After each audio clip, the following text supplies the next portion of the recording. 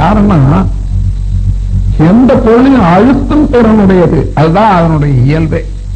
இறைவனுடைய இயல்பு அழுத்தி சுருக்கி விடுவது. அந்த சுருக்கி விடுவது என்பது விரைவு என்று வச்சுக்கொள்ளுங்க. வேகம். அந்த வேகத்தை முறைப்படுத்துவதற்கு அதை முறையாக ஒழுங்குக்கு கொண்டு வருவது விவேகம். வேகம், விவேகம். விவேகத்தை அறிவு என்று சொல்றாங்க தமிழ்ல, சான்ஸ்கிரிட்ல விவேகம் சொல்றாங்க. இந்த வேகம் விவேகம் இரண்டுமே இந்த சுத்த வெளியில இருப்பாக.